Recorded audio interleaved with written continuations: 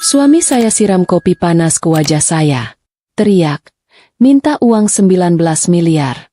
Dia pikir saya sudah hancur. Tapi saya hanya tersenyum. Saya sudah siapkan cek 20 miliar. Dan di depan dia dan mertua, saya bakar uang itu sampai jadi abu. Kenapa? Karena saya menolak membayar kebusukan dengan kekayaan. Kisah nyata ini membuktikan, harga diri seorang wanita jauh lebih mahal dari 20 miliar.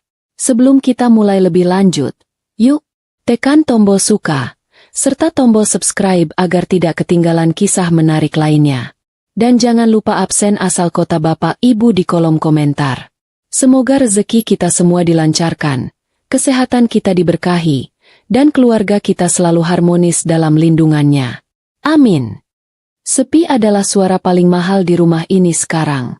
Rumah seluas 600 meter persegi yang dulu dipenuhi tawariang klien, dering telepon, dan alunan musik jazz, kini terasa seperti peti mati berlapis marmer yang dingin, hanya menyisakan gemanya. Aku, yang selama 20 tahun terakhir bangga dipanggil nyonya utama di kediaman ini, sekarang lebih sering berjalan dengan ujung kaki, berusaha meminimalkan setiap bunyi yang bisa menarik perhatiannya. Si pemilik baru ketenangan yang mematikan, suamiku Tio. Dulu, Tio adalah definisi sukses di usia 40-an. Perawakannya yang tegap selalu membawa aura kemenangan dan dompet yang tidak pernah tipis. Dia bergerak cepat, berbicara meyakinkan, dan senyumnya. Oh, senyum itu bisa meluluhkan bukan hanya bank, tapi juga seluruh kolega bisnis yang berhadapan dengannya. Semua orang tahu, Tio si raja properti, tidak pernah salah langkah, dan aku adalah ratunya, menikmati peran sebagai penyeimbang yang tenang di tengah badai ambisinya. Namun, semua kemewahan itu lenyap seperti asap dibakar dupa pada malam peresmian kantor baru, hilang hanya dalam 6 bulan. Satu proyek besar yang terlalu ambisius di luar Jawa menjadi awal keruntuhan, disusul krisis ekonomi yang tak terduga, dan kemudian, satu persatu aset kami dipaksa lepas, bukan dengan martabat, melainkan dengan tergesa-gesa dan penuh rasa malu. Bisnis Tio tak hanya mati, tapi dikubur hidup-hidup di bawah tumpukan utang dan janji-janji palsu. Sekarang, yang tersisa dari Tio hanyalah bayangan pria yang kukenal, berubah menjadi sosok yang dipenuhi amarah dan ketakutan. Jika dulu dia hanya marah pada ponselnya yang tiba-tiba mati atau pada supir yang terlambat, kini kemarahannya memiliki target yang pasti, aku. Aku tiba-tiba menjadi hantu yang bertanggung jawab atas kehancurannya. Si pembawa sial yang menghancurkan semua usahanya dengan aura kemiskinan yang katanya sudah kutanamkan sejak dulu. Pernah suatu pagi, aku memasak nasi goreng kesukaannya, dan dengan niat baik aku menaburi sedikit bawang goreng renyah yang baru kubuat. Padahal dia sudah melarang segala bentuk, pemborosan tak penting. Tio melempar piring itu hingga pecah di lantai keramik, dan dia berteriak. Suaranya tajam seperti pecahan kaca. Pemborosan. Kau pikir kita masih di masa kejayaan? Bawang goreng itu bisa untuk 3 hari. Nina, kau menghancurkan bisnisku, dan sekarang kau menghamburkan uang di dapur. Teriaknya tanpa peduli bau nasi goreng yang kini menyebar bersama remah-remah kaca. Saat itu, aku hanya bisa terdiam, mematung di ambang pintu dapur. Bukan karena takut pada pecahan piringnya, tapi karena aku melihat kekalahan total di mata pria yang pernah berjanji akan menjagaku. Dulu, Tio akan tertawa saat aku salah membeli dasi atau membuang makanan yang tidak habis. Dia akan bilang, "Tenang saja, sayang, uang bisa dicari." Sekarang, setiap rupiah adalah nyawa yang dicabut paksa darinya. Kadang, ada sedikit jeda lucu yang muncul di tengah ketegangan ini, seperti upaya Tio untuk berhemat yang justru jadi konyol. Dia, yang dulu hanya mau mencukur di tempat langganan berkelas, kini tiba-tiba memilih mencukur sendiri rambut di halaman belakang dengan gunting dapur. Hasilnya, rambut Tio terlihat miring sebelah dan bagian belakangnya tidak rata, seperti anak SMP yang baru belajar potong rambut. Aku sempat tergelak kecil saat melihat penampilannya itu dari jendela kamar. Pria yang dulu sangat menjaga penampilan, bahkan tisu toilet di kamarnya harus beraroma lavender, kini terlihat seperti badut yang sedang gagal melucu. Tapi tawa itu cepat mati di tenggorokan, karena di balik penampilan aneh itu, aku tahu ada bom waktu yang siap meledak kapan saja. Sejak bisnisnya hancur, Tio hampir tidak pernah meninggalkan rumah, menghabiskan waktu di ruang kerjanya yang gelap. Ia berkutat dengan tumpukan berkas tagihan yang tak terbayar dan telepon dari para penagih utang yang membuatnya semakin paranoid. Dia yakin bahwa semua kegagalannya ini adalah konspirasi, sebuah rencana jahat yang melibatkan semua orang, termasuk aku, istrinya sendiri. Dia mulai mengukur kata-kataku, mengawasi gerak-gerikku, dan menafsirkan setiap desah napasku sebagai tanda pengkhianatan. Aku ingat ketika aku mencoba menghiburnya dengan memijat bahunya di sofa. Tio justru menepis tanganku dengan kasar, matanya menyala. "Jangan sentuh aku. Apa kau sedang mencoba menenangkanku agar aku tidak curiga kau sudah menjual perhiasanmu di belakangku?" bentaknya, menatap cincin berlian yang melingkar di jariku dengan penuh curiga. Cincin itu adalah hadiah ulang tahun darinya 10 tahun lalu, dan melihat dia memandanginya seperti itu, rasanya cincin itu berubah menjadi borgol dingin. Aku tahu persis apa yang dia butuhkan. Uang. Bukan hanya uang untuk melunasi utang, tapi uang untuk mengembalikan harga dirinya yang sudah hancur lebur. Tio adalah pria yang jiwanya terbuat dari uang tunai, dan tanpa itu, dia menjadi rapuh dan brutal. Aku hanya diam saat itu, menarik tanganku dan memutuskan bahwa mulai hari ini, aku tidak akan lagi mencoba bersikap manis atau memberikan sentuhan yang lembut. Kehadiran mertua di rumah ini, yang seharusnya menjadi penengah, justru memperkeruh suasana. Mertua, Ibu Tio, adalah wanita tua yang sangat licik, selalu menyalahkan aku atas semua kemalangan finansial keluarga. Dia akan berbisik pada Tio di sudut ruangan tentang bagaimana aku tidak memberinya semangat juang yang cukup, dan bagaimana aku terlalu lembek untuk menjadi istri seorang pengusaha besar. Lucunya, mertua juga takut pada Tio yang sekarang. Dia selalu membawa ponsel pintarnya kemana-mana, menyalakannya diam-diam setiap kali Tio mulai meninggikan suara. Aku sering menangkap pandangan waspada mertua, seolah dia sedang merekam sesuatu yang lebih besar dari sekadar pertengkaran. Aku awalnya mengira dia hanya iseng, atau mungkin merekamnya untuk diperdengarkan kepada keluarga besar sebagai bukti kegilaan Tio. Tapi naluri wanitaku mengatakan ada tujuan lain. Mertua bukan tipe orang yang melakukan sesuatu tanpa perhitungan untung rugi. Dia merekam semua kekerasan verbal Tio bukan karena simpati padaku, tapi murni demi perlindungan dirinya sendiri. Dia pasti takut Tio yang gila ini akan mengambil sisa aset pribadinya jika dia tidak memiliki bukti untuk melawan balik. Aku menyadari permainan baru ini. Aku, Tio, dan mertua, kini berada di arena yang sama, saling curiga dan mencari kelemahan. Kami tidak lagi menjadi keluarga. Kami adalah 3 musuh yang tinggal di bawah satu atap, berjuang untuk menyelamatkan kulit masing-masing. Seminggu kemudian, setelah Tio menghabiskan malam tanpa tidur di ruang kerjanya, ia muncul dengan mata merah dan wajah bengkak. Penampilannya benar-benar kacau balau. Dia menatapku di ambang pintu kamar, dan dia mengucapkan kalimat yang menandai dimulainya babak baru yang mengerikan. "Aku harus menyelamatkan sisa bisnisku. Nina, kau yang menghancurkannya. Jadi kau yang harus membayarnya. Siapkan uang 19 miliar, atau kau akan lihat sendiri apa yang terjadi selanjutnya," katanya dengan nada yang bukan lagi ancaman, melainkan perintah final. Malam itu, saat aku duduk di tempat tidur besar kami yang terasa kosong, aku tidak lagi merasa takut. Rasa takut itu telah menguap, digantikan oleh kelelahan yang akut dan sebuah rencana baru yang perlahan-lahan terbentuk di benakku. Aku sudah terlalu lama menjadi boneka yang dipermainkan kekayaan dan amarah suamiku.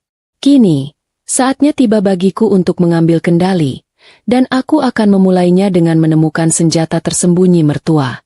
Kekalahan bisnis Tio adalah awal dari kebebasanku.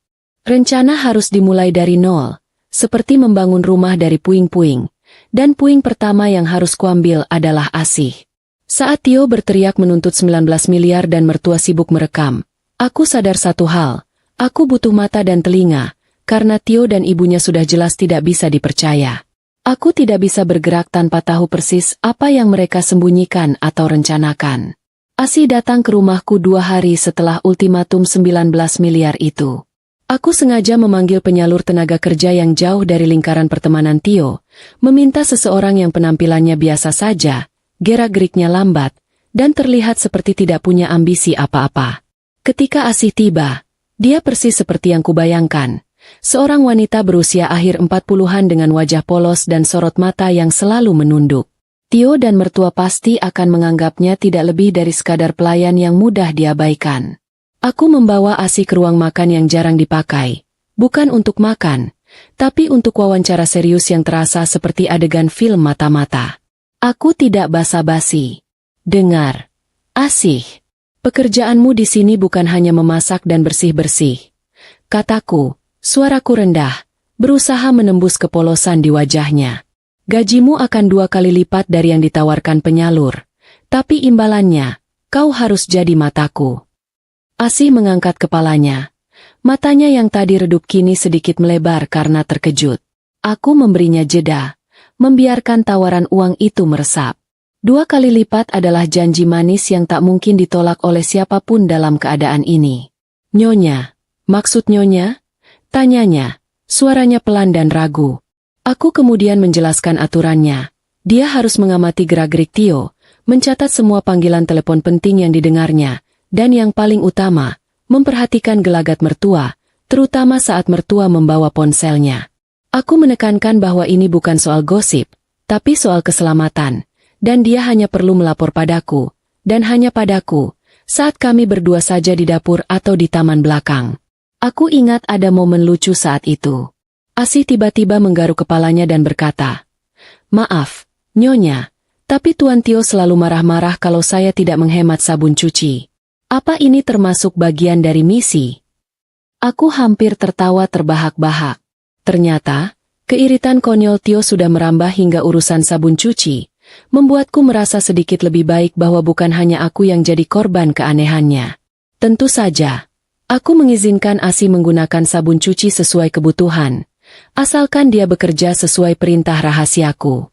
Sejak hari itu, rumah ini menjadi panggung sandiwara yang menegangkan.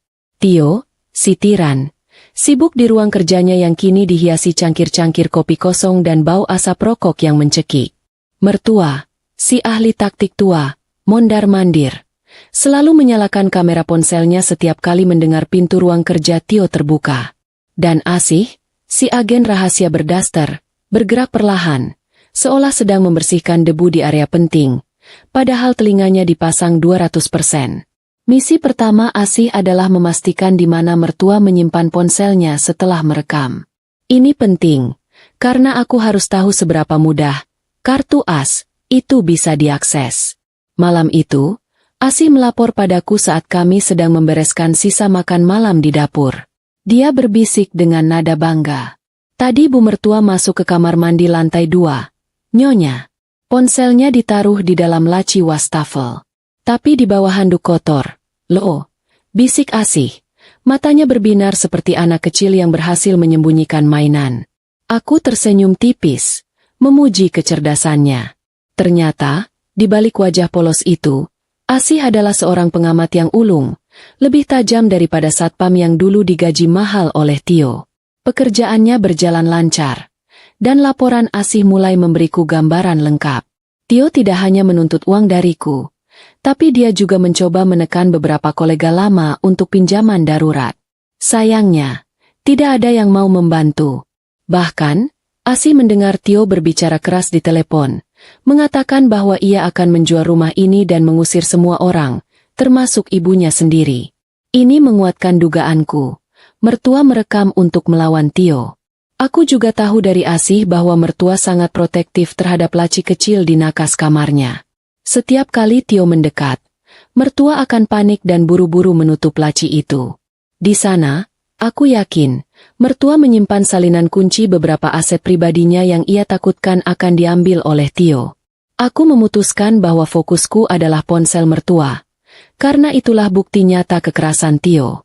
Kehadiran ASih memberikan sedikit ketenangan mental bagiku. Setidaknya aku tahu ada satu orang lagi di rumah ini yang berada di pihakku, meskipun dia hanya seorang pembantu yang direkrut. Kami sering berbagi tawa kecil saat membahas keanehan Tio. "Nyonya tahu, tadi Tuan Tio minum kopi tanpa gula. Katanya, gula itu pemborosan mewah." ASih melaporkan sambil menahan senyumnya. Lalu dia menambahkan dengan nada jenaka, "Saya jadi takut membuat teh manis." Nanti dikira saya mau menghancurkan bisnisnya lagi. Aku tertawa tanpa suara. Tio memang sudah mencapai tingkat baru dalam paranoidnya. Tapi saat itu juga, aku tahu bahwa pembalasan dendamku haruslah bersih, cerdas, dan tidak melibatkan kekerasan fisik, karena aku tidak ingin menjadi seburuk dia. Aku akan menggunakan kelemahan terbesarnya, uang, dan harga dirinya. Dan untuk itu, aku butuh momen yang tepat. Semua persiapan sudah kususun rapi. Rekeningku, yang selama ini terpisah dari kekayaan Tio, sudah kuaktifkan penuh. Cek bank senilai 20 miliar rupiah sudah kusiapkan, ditandatangani dan siap ditarik. Sengaja dilebihkan 1 miliar dari yang dia tuntut. Tujuannya hanya satu, menunjukkan bahwa masalah Tio bukanlah uang, melainkan harga diri yang sudah hancur. Aku hanya tinggal menunggu waktu. Waktu Tio mencapai puncak amarahnya, saat dia melakukan kesalahan fatal yang tidak bisa ditarik kembali. Minggu ketiga di rumah ini terasa seperti hidup di dalam panci presto yang katupnya sudah mulai mendesis. Tekanan udara semakin tinggi, panasnya semakin terasa, dan semua orang tahu ini hanya tinggal menunggu waktu sebelum akhirnya meledak. Tio, suamiku, adalah api di bawah panci itu, dan dia semakin membesarkan apinya setiap hari. Tio kini punya hobi baru yang sangat aneh, menghitung. Dia akan membuka kulkas di pagi hari, bukan untuk mengambil minuman, tapi untuk menghitung jumlah telur yang tersisa. Kemarin ada 12, kenapa sekarang sisa 8? Apa kalian sarapan telur dadar untuk 4 orang? Gerutunya, menatapku dan Asi bergantian, seolah kami baru saja mencuri aset perusahaan. Aku hanya bisa menghela napas. Asih, si mata-mata cerdasku, hampir saja nyeletuk. Ya kan tuan makan 2, ibu mertua 1, saya 1. Tapi dia berhasil menahannya dan hanya menunduk. Tio bahkan mulai menghitung lembaran tisu toilet di kamar mandi tamu, memastikan tidak ada yang menggunakannya, secara boros. Ini adalah humor paling gelap yang pernah kualami. Pria yang dulu biasa menandatangani cek miliaran tanpa berkedip, kini ribut karena 3 butir telur dan tisu toilet. Di tengah kegilaan hitung-menghitung itu, Asih terus bekerja dengan sangat efisien. Dia bergerak seperti bayangan, membersihkan debu sambil memasang telinga. Dia melaporkan bahwa Tio semakin sering menelepon orang-orang yang tidak dikenal. Suaranya putus asa, memohon pinjaman dengan bunga tinggi. Dia juga mendengar Tio membentak ibunya sendiri di telepon, menuduh mertua, menyimpan emas batangan, dan tidak mau menolong putra kandungnya yang sedang sekarat. Mertua, di sisi lain, semakin mirip operator kamera profesional. Ponselnya nyaris tidak pernah mati. Dia merekam Tio yang sedang menghitung telur. Dia merekam Tio yang mondar-mandir di ruang kerja sambil mengumpat. Dia bahkan merekam Asih yang sedang menyapu. Mungkin untuk memastikan Asih tidak mencuri sendok perak. Mertua adalah pemain yang jauh lebih cerdik. Dia tahu Tio sudah di luar kendali, dan dia sedang mengumpulkan amunisi. Tapi pertanyaannya, untuk apa? Insiden puncaknya terjadi pada suatu sore yang mendung. Tio keluar dari ruang kerjanya dengan wajah merah padam. Mungkin baru saja ditolak mentah-mentah oleh rentenir. Dia berjalan cepat ke arah dapur dan matanya menangkap sesuatu yang membuatnya berhenti total. Asih sedang mengepel lantai, dan ponsel bututnya tergeletak di stop kontak dekat meja makan, sedang diisi daya. Tio menatap kabel pengisi daya itu seolah sedang melihat ular kobra. "Kau!" bentaknya pada Asih. Asih sampai terlonjak kaget. Gagang pelnya hampir mengenai guci pajangan. "Kau berani-beraninya mencuri listrik di rumah ini? Kau mau membuat bisnisku bangkrut lagi dengan tagihan listrikmu?" Aku yang sedang duduk di ruang keluarga, membaca buku, atau pura-pura membaca, langsung berdiri. Ini sudah keterlaluan. "Tio, itu hanya pengisi daya ponsel. Berapa biayanya?" 100 perak. 100 perak. Tio berbalik menatapku. Matanya menyala. 100 perak dikali 100 hari. Itu yang kalian tidak mengerti. Pemborosan. Kalian semua pemborosan. Dia lalu mencabut kabel itu dengan kasar dan melemparkannya ke lantai. "Keluar kau. Jangan pakai listrik di rumah ini lagi selain untuk menyedot debu." Asih gemetar. Matanya berkaca-kaca. Tapi sebelum aku sempat membela Asih, mertua muncul dari kamarnya. Dia tidak berkata apa-apa. Dia hanya berdiri di ambang pintu, ponselnya diangkat setinggi dada, merekam seluruh adegan pencurian listrik itu dengan sangat tenang. Tio melihat ibunya, mendengus marah, lalu berbalik badan dan membanting pintu ruang kerjanya hingga dinding bergetar. Mertua kemudian menatap Asih dengan pandangan meremehkan, lalu berbalik masuk ke kamarnya. Sama sekali tidak peduli pada Asih yang ketakutan atau padaku yang sedang menahan amarah. Jelas sudah, rekaman itu bukan untukku. Sore itu adalah berkah terselubung. Mertua, mungkin merasa kesal dengan ulah Tio, perlu mengadu. Dia masuk ke kamarnya dan langsung menelepon seseorang. Pintunya tidak tertutup rapat, mungkin dia lupa. Atau mungkin dia sengaja membiarkannya sedikit terbuka agar bisa mengawasi jika Tio keluar lagi. Asih, yang baru saja aku tenangkan dengan segelas air hangat, ku minta untuk melanjutkan pekerjaannya membersihkan lorong di depan kamar mertua. Ini adalah kesempatan emas. Asih menyapu pelan-pelan, sangat pelan, telinganya bekerja lebih keras daripada sapunya. Dan dari balik pintu kamar yang sedikit terbuka itu, Asih mendengar semuanya. Mertua sedang berbicara di telepon dengan Reni, adik perempuan Tio, anak kesayangannya yang tinggal di luar kota. Halo, Reni? Iya, ini ibu. Aduh, Reni, kakakmu itu makin menjadi-jadi. Suara mertua terdengar gemetar, dibuat-buat agar terdengar menyedihkan. Asih berhenti menyapu, berpura-pura membersihkan satu titik noda di lantai keramik. Bukan lagi soal Nina. Ibu sudah tidak peduli dengan menantu mandul itu. Ouch, itu sakit, tapi aku sudah menduganya. Ini soal ibu. Kamu tahu apartemen kecil ibu yang di puncak?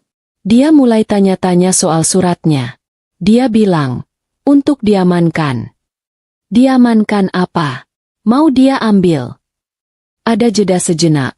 Mungkin Reni sedang merespons. Ibu tidak bodoh. Reni, ibu ini yang melahirkan dia. Ibu tahu otaknya itu isinya apa. Sekarang lagi kosong, yang dipikir cuma uang. Uang, uang. Dia pikir ibu ini bank berjalan? Dia sudah menghabiskan warisan ayahnya. Sekarang dia mengincar warisanku. Lalu, mertua menurunkan nada suaranya sedikit. Tapi Asih masih bisa mendengarnya dengan jelas. Tentu saja ibu rekam. Ibu rekam semua. Waktu dia maki-maki Nina, waktu dia banting piring, waktu dia teriak-teriak soal kabel pengisi daya tadi, semua ada di sini, di ponsel ibu. Jantungku berdebar kencang saat Asih menceritakan ulang bagian ini padaku nanti. Bukan untuk Nina. Kamu pikir ibu peduli sama dia? Mertua tertawa sinis. Ini untuk ibu. Kalau Tio berani macam-macam sama harta ibu, atau berani mengusir ibu dari rumah ini seperti yang dia ancamkan tempo hari, ibu tunjukkan semua rekaman ini ke pengacara. Biar semua orang tahu dia itu sudah gila, sudah tidak waras, tidak bisa dipercaya mengurus uang sepeser pun. Ini kartu as ibu, Reni. Dia lupa. Ibu ini lebih licik dari dia. Dia boleh bangkrut. Tapi ibu tidak mau ikut-ikutan miskin. Asih akhirnya mundur perlahan setelah mendengar mertua menutup telepon. Dia segera menemuiku di dapur belakang, tempat paling aman kami. Wajahnya pucat pasi tapi juga lega karena misi besarnya tuntas. Asih baru melapor setelah Tio dan mertua masuk ke kamar mereka masing-masing malam itu. Kami duduk di meja dapur kecil, di bawah lampu 5 watt yang redup, sengaja menghemat listrik agar Tio tidak curiga. Asih menceritakan ulang percakapan telepon itu kata per kata, dan aku mendengarkannya tanpa ekspresi. Jadi, begitulah permainannya. Aku tertawa dalam hati, tawa yang sangat pahit. Selama ini aku mengira mertua mungkin punya sedikit hati nurani, mungkin dia merekam Tio untuk melindungiku, atau setidaknya melindungi keluarganya. Ternyata tidak. Dia sama egoisnya dengan Tio. Dia hanya melindungi asetnya sendiri. Rekaman itu bukan untuk keadilan. Rekaman itu adalah polis asuransi pribadinya. Kekerasan Tio padaku hanyalah bonus konten untuk memperkuat argumennya bahwa Tio sudah gila. Aku hanyalah figuran dalam film drama yang dia sutradarai sendiri. Informasi ini tidak membuatku takut. Anehnya, ini membuatku semakin tenang. Sekarang aku tahu dengan pasti, di rumah ini, aku tidak punya kawan. Aku melawan dua musuh yang sama-sama serakah, yang satu brutal dan putus asa, Tio, yang satu licik dan penuh perhitungan, mertua. Mereka berdua sedang bermain catur, dan aku adalah bidak yang mereka kira bisa dikorbankan kapan saja. Malam itu, aku mengecek kembali laci di meja riasku. Cek senilai 20 miliar rupiah itu masih tersimpan rapi di dalam amplop coklat. Awalnya, uang itu kusiapkan sebagai gertakan untuk Tio. Tapi setelah mendengar laporan Asih, cek itu berubah fungsi. Ini bukan lagi gertakan. Ini adalah tiket kebebasanku. Dan aku akan memastikan, saat aku menggunakannya, kedua pemain catur licik itu akan sama-sama kena skakmat di waktu yang bersamaan. Aku hanya perlu menunggu Tio melakukan satu kesalahan fatal lagi. Satu gerakan yang cukup besar, di depan saksi, yang akan membuat semua rekaman mertua tidak ada artinya dibandingkan dengan pertunjukanku. Ledakan yang kutunggu-tunggu itu akhirnya terjadi pada hari Selasa pagi, tepat pukul 7:30. Selasa, ironisnya, dulu adalah hari keberuntungan Tio. Hari di mana dia biasa menutup kesepakatan besar, menandatangani kontrak miliaran, dan pulang membawa aroma kemenangan. Sekarang, Selasa adalah hari di mana tagihan kartu kredit jatuh tempo, hari di mana para penagih utang mulai menelepon tanpa henti. Selasa adalah hari neraka barunya.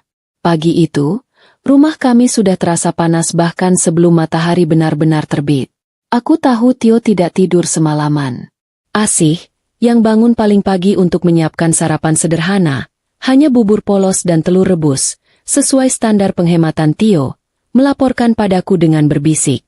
Lampu ruang kerja Tio masih menyala pukul 4 subuh, dan dari balik pintu terdengar suara gumaman frustrasi dan sesekali bantingan map di atas meja kayu. Dia sedang berperang dengan angka-angka di atas kertas yang menolak untuk berpihak padanya. Aku sedang berdiri di dapur, memegang cangkir berisi kopi panas yang baru saja kuseduh. Ini adalah ritual pagiku yang tersisa, satu-satunya kemewahan kecil yang masih kunikmati. Bukan kopi mahal impor yang dulu biasa kami minum, tentu saja. Ini hanya kopi saset biasa, sisa stok lama yang kutemukan di bagian belakang lemari. Harganya mungkin hanya 2.000 perak. Aku butuh kafein ini, bukan untuk menikmati rasanya, tapi untuk mempersiapkan mentalku menghadapi hari. Tiba-tiba, Tio keluar dari ruang kerjanya. Penampilannya adalah gambaran kekalahan total. Wajahnya kuyu, kantung matanya menghitam. Rambutnya yang dulu rapi kini acak-acakan seperti sarang burung yang ditinggal penghuninya. Dan yang paling parah, aroma rokok kretek murah, hobi barunya sejak bangkrut, melekat pekat di bajunya, mengalahkan aroma kopi yang kuseduh. Dia berhenti di ambang pintu dapur. Matanya yang merah menatap lurus ke cangkir di tanganku. Kopi, desisnya. Suaranya serak dan penuh kebencian. Enak sekali, ya. Masih bisa bersantai menikmati kopi mahal di saat suamimu mau mati kehabisan napas. Aku menahan diri untuk tidak memutar bola mata. Jika aku melakukannya, itu hanya akan memicu ledakan lebih cepat. Ini kopi saset biasa, Tio. Sisa stok lama. Jawabku dengan nada sedatar mungkin. Jangan bohong, teriaknya, melangkah masuk ke dapur. Gagal di ruang kerja membuatnya butuh kemenangan di tempat lain. Dan dapur adalah wilayah kekuasaanku. Kau pasti menyembunyikan kopi impor. Kau tidak pernah peduli. Kau hanya duduk-duduk cantik di rumah ini, menghabiskan sisa uangku, sementara aku gali lubang tutup lubang untuk menyelamatkan kita. Dia mulai mondar-mandir di depan meja makan. Tangannya terkepal di sisi tubuhnya. Ini dia, pertunjukan yang sudah kutunggu-tunggu. Dia sudah siap meledak. Dan seperti yang sudah kuduga, mendengar keributan, penonton setia kita pun muncul. Mertua keluar dari kamarnya. Daster batiknya berkibar sedikit. Sensor pendengarannya pada nada tinggi Tio sudah sangat terlatih, mengalahkan alarm kebakaran paling canggih sekalipun. Dia tidak terlihat panik. Dia hanya berdiri di ujung lorong yang menghubungkan ruang keluarga dan dapur, posisi yang sempurna. Lalu, dia mengangkat ponselnya. Klik. Lampu merah tanda merekam menyala. Dia bahkan tidak berusaha menyembunyikannya lagi. Dia memposisikan diri, memegang ponsel dengan kedua tangan agar rekamannya stabil. Dia bukan lagi seorang ibu yang khawatir. Dia adalah operator kamera yang sedang bertugas meliput bencana. Kehadiran mertua, dan terutama kameranya, seolah menjadi bensin yang menyiram api Tio. Dia merasa sedang ditonton, dan dia harus membuktikan siapa yang paling menderita di rumah ini. Lihat, Bu. Lihat sendiri istrimu ini. Tio berteriak. Kini tidak lagi menatapku, tapi menatap lensa kamera ibunya. Dia yang membuatku hancur. Dia pembawa sial di rumah ini. Sejak awal dia memang tidak membawa hoki. Aku tetap diam. Aku hanya memegang cangkir kopiku, menatapnya dengan tenang. Ketenanganku, kesunyianku, adalah provokasi terbesar baginya. Dia butuh aku menjerit, menangis, atau melawan. Diamku berarti aku tidak takut padanya. Kenapa kau diam saja? Hah? Bentaknya, kembali menatapku. Kau pikir kau lebih baik dariku? Kau pikir kau suci? Dia melangkah maju. Aku bisa mencium bau asam keringat dan nikotin dari napasnya. Aku masih memegang cangkir kopi panas itu. Aku bahkan belum sempat meminumnya setetes pun. Dan sebelum aku bisa menghindar, Tio merebut cangkir keramik itu dari tanganku. Semuanya terjadi begitu cepat. Air kopi yang masih mengepul panas itu langsung disiramkan ke wajahku. Rasanya panas. Sangat panas. Perih yang luar biasa langsung menjalar di pipi kiriku. Menjalar turun ke leher dan sebagian bahuku. Kulitku seperti terbakar. Aku terkesiap, bukan karena kaget, tapi murni karena rasa sakit fisik yang menusuk. Aku bisa merasakan kafein dan gula menetes lengket di daguku. Tapi anehnya, di balik rasa perih yang menyengat itu, ada perasaan lega yang dingin menjalari hatiku. Ini dia. Dia melakukannya. Dia akhirnya melakukan kesalahan fatal itu. Dia melakukan kekerasan fisik di depan saksi, di depan kamera, dan disiram dengan motif yang sangat konyol, secangkir kopi saset. Asih, yang sejak tadi hanya diam ketakutan di sudut bak cuci piring, menjerit tertahan. Nyonya! Ya Tuhan, Nyonya! Dia buru-buru mengambil lem basah yang bersih dan berlari tergopoh-gopoh ke arahku. Tio sendiri tampak sedikit kaget dengan tindakannya. Dia menatap cangkir kosong di tangannya, lalu menatap wajahku yang pasti sudah memerah seperti kepiting rebus. Tapi rasa kaget itu hanya berlangsung sepersekian detik. Dia tidak mungkin mundur sekarang. Harga dirinya tidak mengizinkannya. Dia harus membenarkan tindakannya. Itu pantas untukmu, teriaknya lagi, berusaha mengembalikan kuasanya. Itu harga untuk penghinaanmu selama ini. Harga untuk kesombonganmu. Dan mertua? Dia tetap merekam. Tangannya mungkin sedikit gemetar. Aku tidak bisa melihat jelas karena mataku mulai berair menahan perih. Tapi dia tidak menurunkan ponselnya. Dia merekam wajahku yang kesakitan. Dia merekam Asih yang menangis panik sambil mencoba mengompres pipiku. Dia merekam Tio yang terengah-engah. Dia baru saja mendapatkan adegan klimaks untuk film dokumenter, Anakku Gila, yang sedang dibuatnya. Tio kemudian melangkah mundur. Dadanya kembang kempis, merasa telah memenangkan pertarungan pagi ini. Dia menunjuk wajahku dengan jari telunjuknya yang gemetar karena adrenalin. Dasar miskin tak berguna, teriaknya sekeras-kerasnya, memastikan suaranya terekam jelas oleh ibunya. Kau menghancurkan bisnisku. Dia lalu berjalan mendekat lagi. Aroma rokoknya yang memuakan bercampur dengan bau kopi yang tumpah di lantai keramik. Aku butuh uang itu. Nina, 19 miliar. Teriaknya, tepat di depan wajahku yang terbakar. Aku tahu kau masih menyimpannya entah di mana. Warisan dari ibumu yang pelit itu. Berikan padaku sekarang. Dia berteriak lagi. Suaranya menggema di rumah yang sepi ini. Memantul di marmer yang dingin.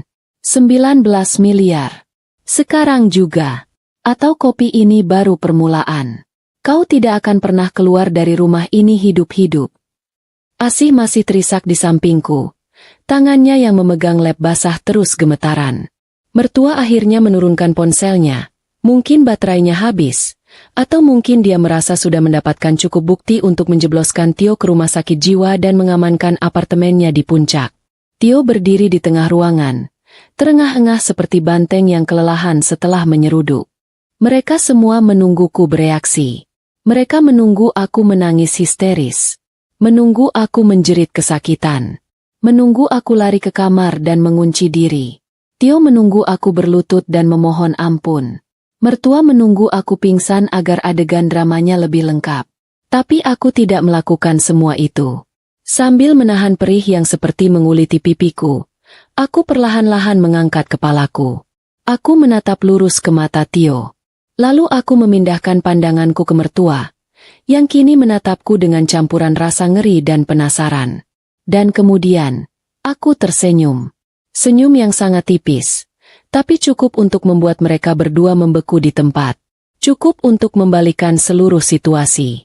Hanya 19 miliar, Tio? Kataku pelan. Suaraku sedikit serak karena menahan sakit, tapi terdengar sangat jelas di dapur yang tiba-tiba hening itu. Kau yakin? Hargamu murah sekali ternyata. Aku melihat kebingungan total di mata Tio dan kengerian di mata mertua. Permainan catur mereka sudah selesai. Sekarang, giliranku yang bermain. Dapur itu tiba-tiba senyap. Satu-satunya suara yang terdengar hanyalah desis pelan dari kulit pipiku yang melepuh. Tio, yang sedetik lalu adalah banteng mengamuk, kini membeku dengan ekspresi paling konyol yang pernah kulihat. Mulutnya masih setengah terbuka, sisa-sisa teriakan, 19 miliar. Menggantung di udara, tapi matanya dipenuhi kebingungan total. Dia seperti seorang aktor yang lupa naskah di tengah adegan paling penting. Di seberang ruangan, mertua juga sama kagetnya. Ponsel di tangannya sedikit terkulai. Rahangnya mengatup rapat. Dia sedang memproses ucapanku barusan. Hargamu murah sekali ternyata. Kalimat itu adalah granat yang kulempar dengan tenang ke tengah-tengah drama yang mereka ciptakan. Dan kini mereka berdua menatapku, menunggu ledakannya. Dan aku hanya berdiri di sana, membiarkan mereka menunggu. Aku masih tersenyum.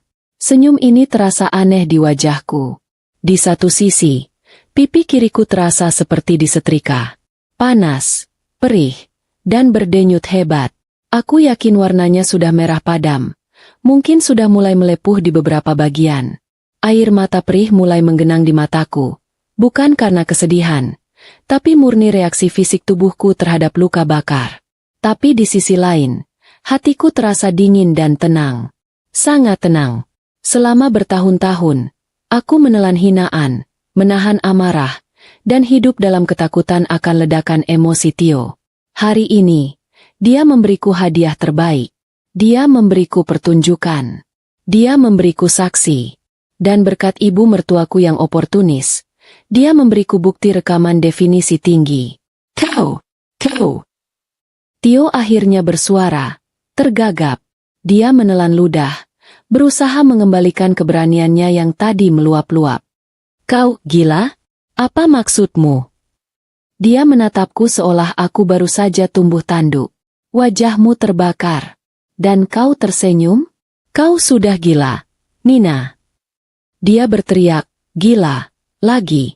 Tapi kali ini nadanya berbeda. Bukan lagi teriakan superioritas. Itu adalah teriakan ketakutan.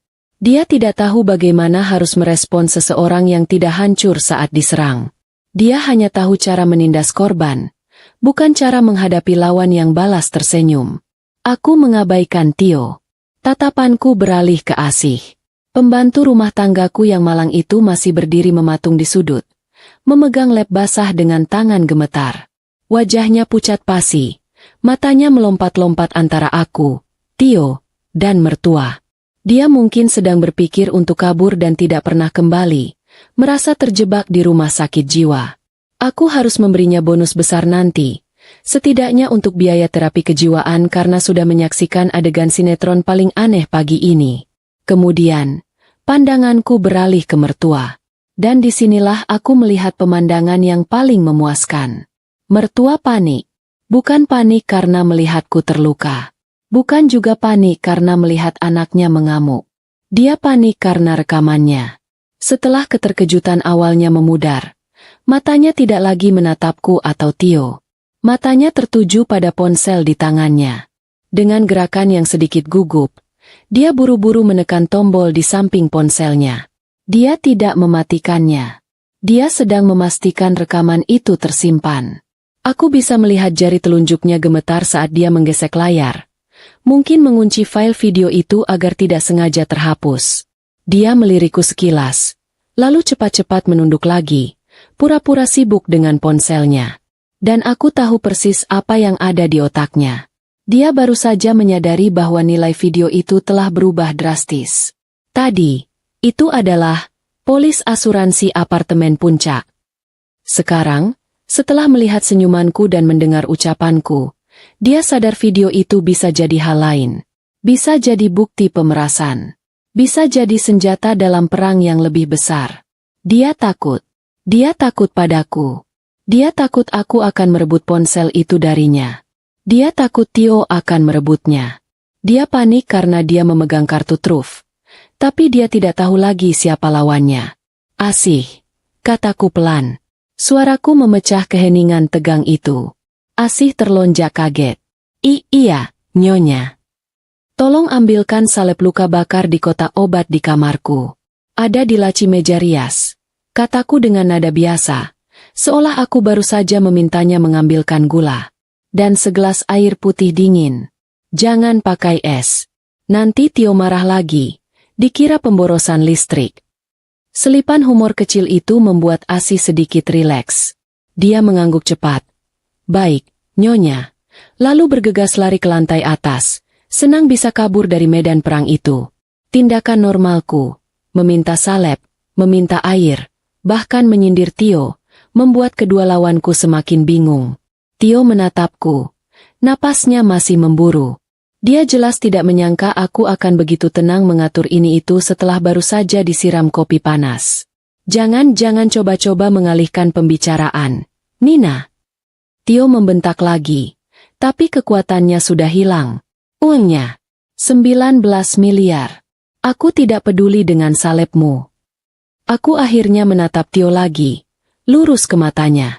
Aku mengambil lem basah yang ditinggalkan Asih di atas meja dan dengan hati-hati menempelkannya ke pipiku. Perihnya langsung menyengat. Tapi aku tidak meringis.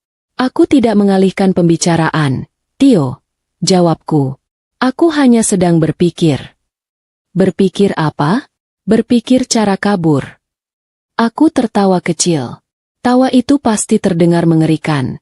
Bercampur dengan desisan perih. Kabur? Aku sedang berpikir, betapa bodohnya kau. Wajah Tio memerah lagi. Apa kau bilang? Kau bodoh, Tio. Sangat bodoh. Aku menurunkan lab itu. Kau punya masalah bisnis 19 miliar. Masalah yang kau buat sendiri. Dan apa solusimu? Kau meneror istrimu. Kau menyiramnya dengan kopi panas. Di depan ibumu sendiri yang sedang merekam. Dan kau menyebut istrimu, miskin tak berguna. Aku menggelengkan kepalaku pelan. Kau baru saja menandatangani surat kehancuranmu sendiri, Tio. Kau bahkan tidak menyadarinya. Omong kosong. Tio, kataku. Nadaku seperti sedang menasihati anak kecil yang nakal. Selama ini kau pikir aku ini apa? Perabot rumah? Pajangan yang bisa kau maki-maki saat kau sedang kesal? Kau lupa aku ini siapa? Kau lupa siapa ayahku? Kau lupa warisan ibuku? Wajah Tio berubah pucat. Dia ingat. Tentu saja dia ingat. Tapi dia selalu menganggapku terlalu penakut untuk menggunakan semua itu. Kau. Dia mulai. Kau tidak akan berani. Itu dia masalahnya. Potongku. Kau selalu mengira aku tidak berani.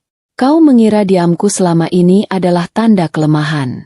Padahal, Tio, diamku adalah caraku mengumpulkan data. Sama seperti ibumu. Aku melirik mertua, yang langsung pura-pura membuang muka. Bedanya, lanjutku, ibumu merekam untuk menyelamatkan asetnya sendiri. Aku hanya menunggu hari ini. Hari di mana kau bertindak terlalu jauh. Hari di mana kau memberikan semua bukti yang kubutuhkan dalam satu paket lengkap. Aku meletakkan lap itu di meja. Rasa perih di pipiku sudah sedikit mati rasa, tergantikan oleh adrenalin kemenangan. Kau mau 19 miliar? Tanyaku lagi, menegaskan.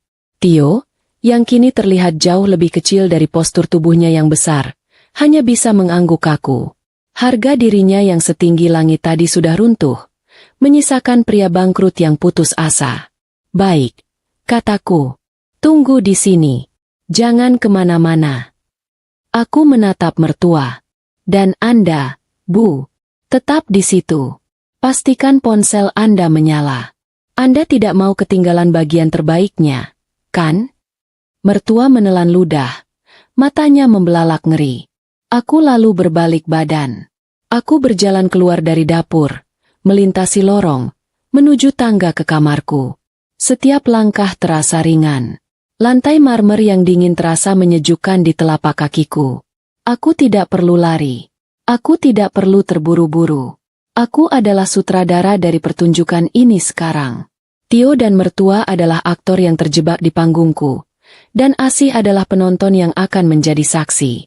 Saat aku menaiki anak tangga pertama, aku mendengar Tio berbisik di belakangku. Suaranya gemetar.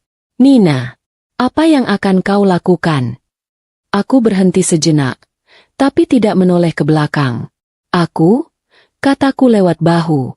Aku mau mengambil cek. Cek yang sudah kusiapkan khusus untukmu. Kau minta 19 miliar, kan? Aku melanjutkan langkahku. Senyum dinginku masih terpasang. Akan kuberi kau 20 miliar.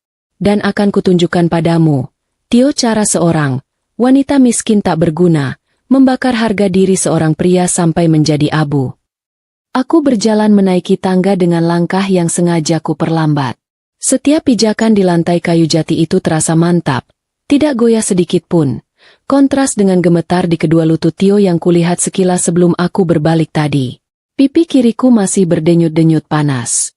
Aku bisa merasakan kulitku mulai mengencang. Pertanda lepuhan akan segera muncul.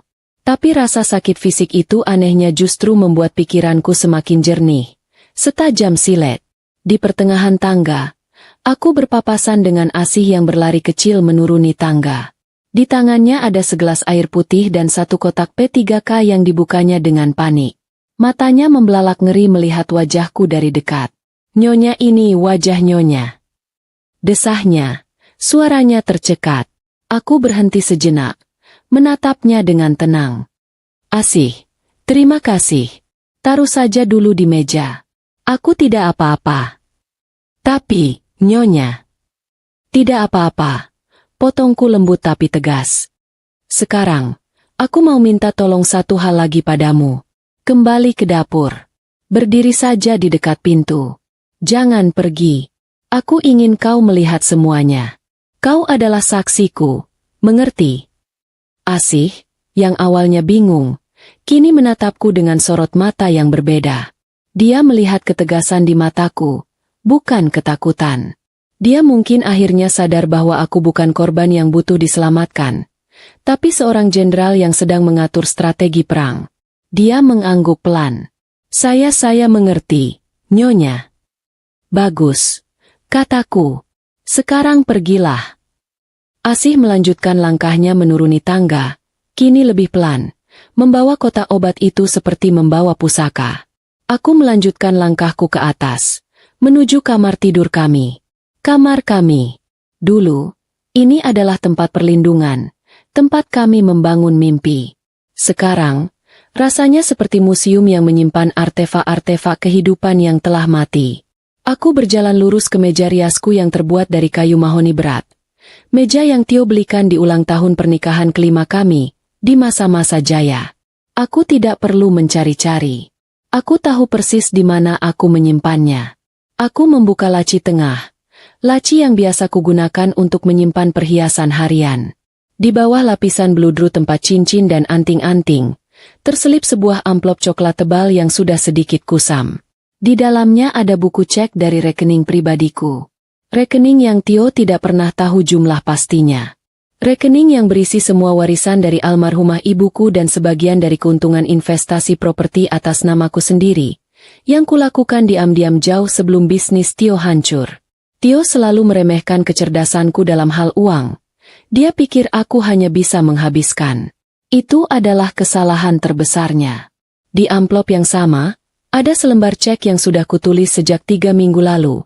Sejak Tio pertama kali mulai menerorku soal kebangkrutannya. Cek itu sudah ditandatangani. Tanggalnya sengaja kukosongkan.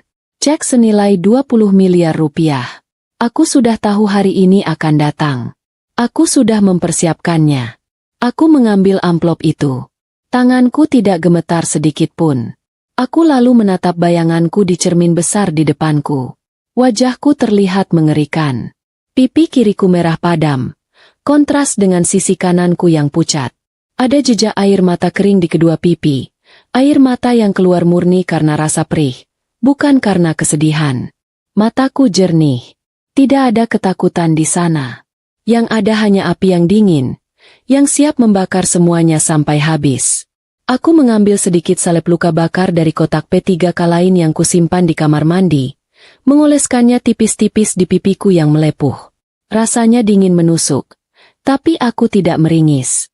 Aku hanya perlu menahan sakit ini sedikit lebih lama. Pertunjukan harus terus berjalan. Setelah selesai, aku mengambil amplop coklat itu dan berjalan keluar kamar. Perjalananku menuruni tangga kali ini terasa sangat berbeda. Jika tadi aku naik sebagai istri yang terluka, kini aku turun sebagai algojo. Saat aku sampai di ujung tangga, aku bisa melihat pemandangan di ruang tengah yang terhubung dengan dapur. Tio sedang mondar-mandir. Dia terlihat seperti singa yang terjebak di dalam kandang kecil. Dia mengusap-usap wajahnya dengan kasar. Sesekali melirik ke arah tangga, lalu ke ibunya. Dia gelisah. Dia tidak tahu apa yang harus dia harapkan. Apakah aku akan kembali dengan koper, kabur dari rumah? Atau aku akan kembali dengan surat-surat yang dia inginkan? Mertua masih berdiri di posisinya, seperti patung penjaga yang angker. Ponselnya sudah diturunkan, tapi masih tergenggam erat di tangannya.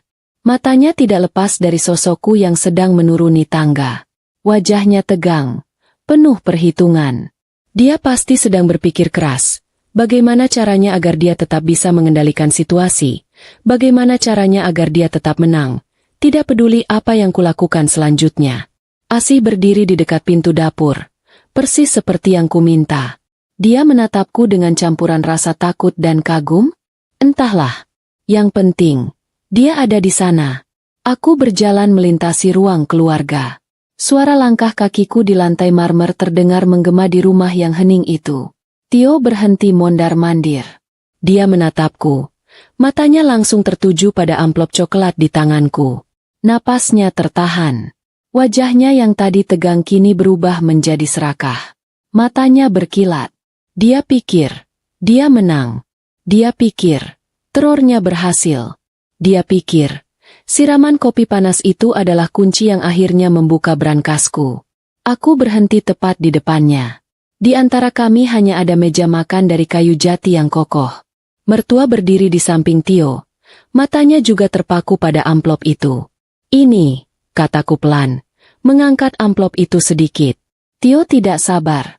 Tangannya terulur. Gemetar karena antisipasi. Ceknya? Uangnya? Mana? Aku tersenyum tipis. Sabar, Tio.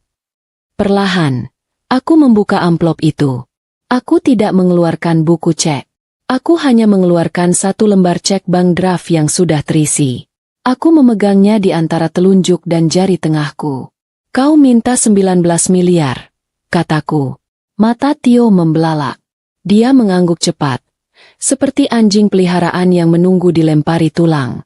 Aku membalik cek itu menghadapnya, memastikan dia bisa melihat angka yang tertulis dengan jelas di sana.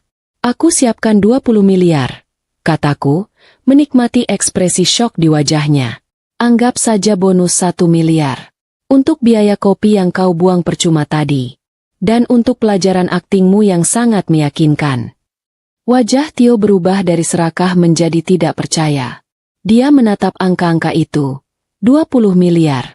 Dia menatap tanda tanganku. Dia menatap nama bannya. Semuanya asli. Bahkan mertua pun terkesiap pelan.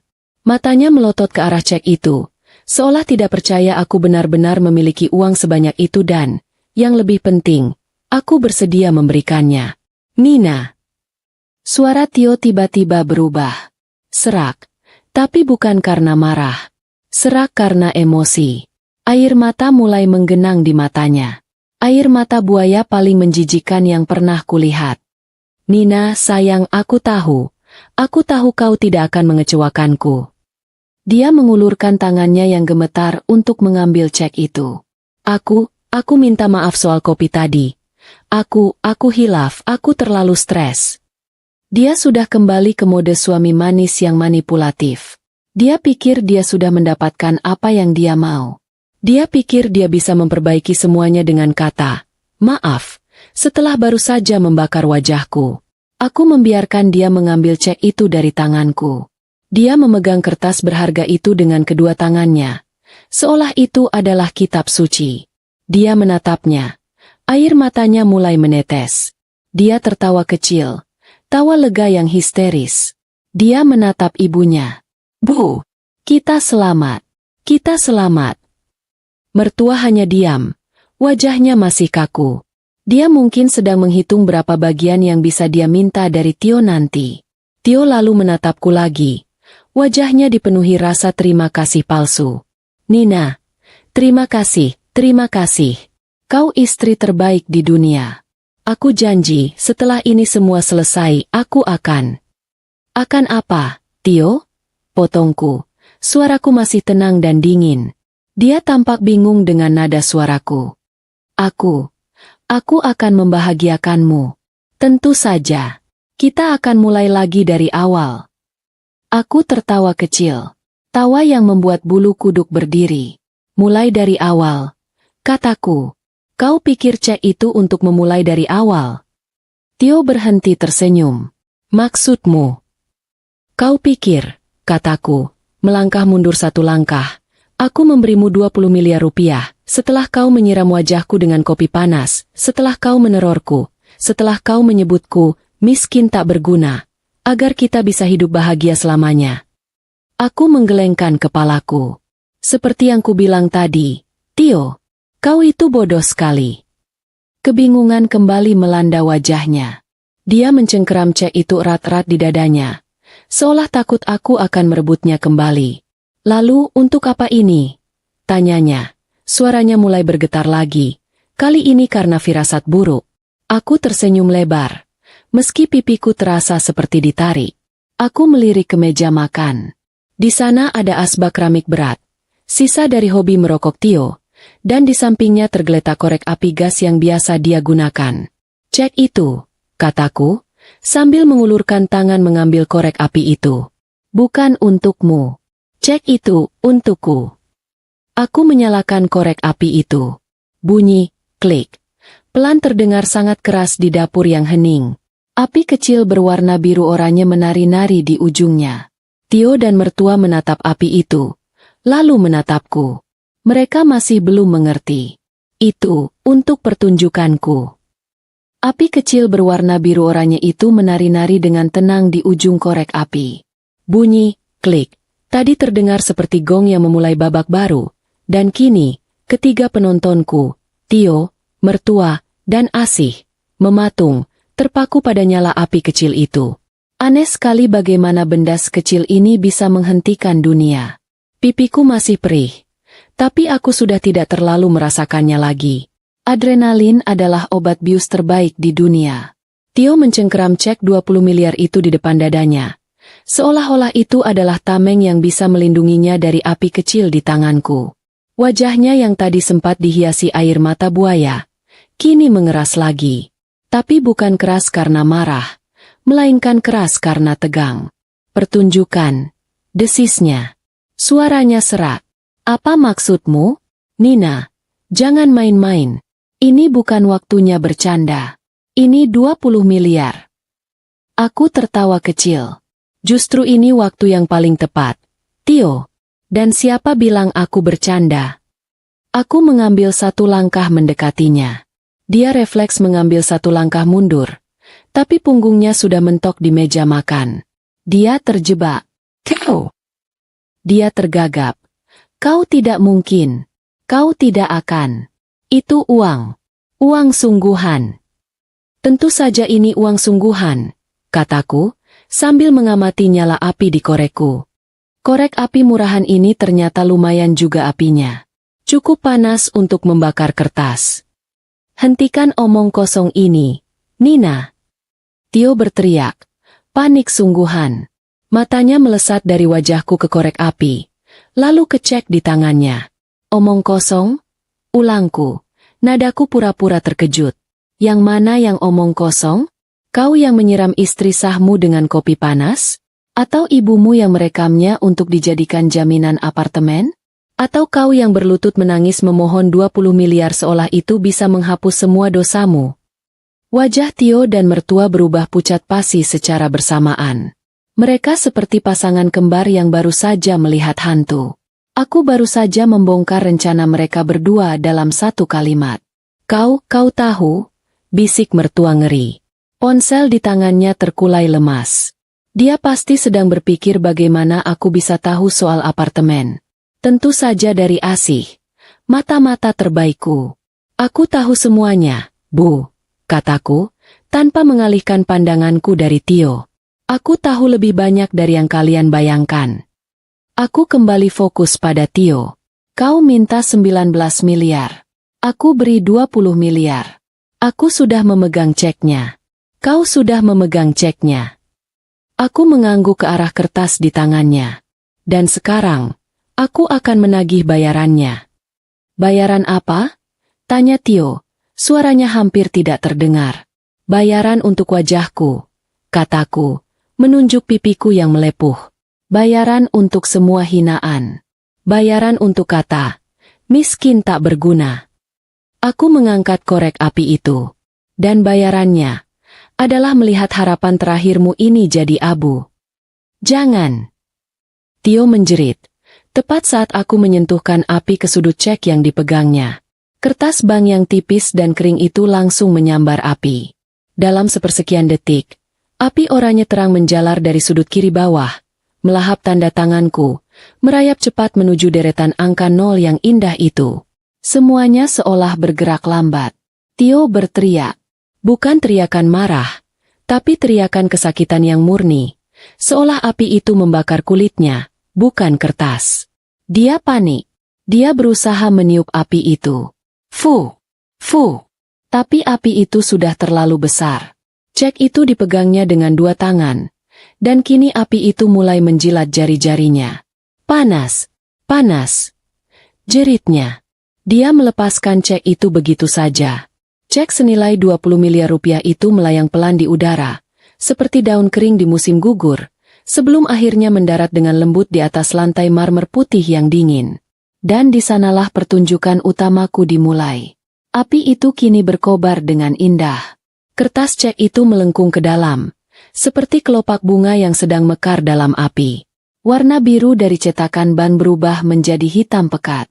Deretan angka 0 yang tadi membuat mata Tio berbinar, kini satu persatu menghilang, lenyap di telan api. Tidak, Aa. Jeritan itu datang dari mertua. Itu bukan jeritan manusia. Itu adalah jeritan keserakahan yang terluka parah. Dia melompat ke depan, seolah ingin meraih kertas yang terbakar itu dengan tangan kosong. Dia mungkin lupa kalau api itu panas. Tapi dia terlambat. Tio juga sama kacaunya. Dia jatuh berlutut di lantai. Tangannya terulur ke arah api, tapi tidak berani menyentuhnya. Matanya membelalak, tidak berkedip, memantulkan kobaran api kecil di depannya. Engku, engku. Racaunya, lagi dan lagi. Tidak, jangan. Aku hanya berdiri di sana. Korek api masih di tanganku, meskipun apinya sudah kumatikan. Aku menonton. Aku menonton kertas itu berubah menjadi abu hitam yang rapuh. Bau kertas terbakar yang tajam memenuhi dapur, mengalahkan bau kopi yang tumpah, mengalahkan bau rokok kretek Tio. Ini adalah aroma baru di rumah kami. Aroma kebebasan. Aroma balas dendam yang dieksekusi dengan sempurna. Tidak sampai 30 detik. Cek itu habis. Lenyap.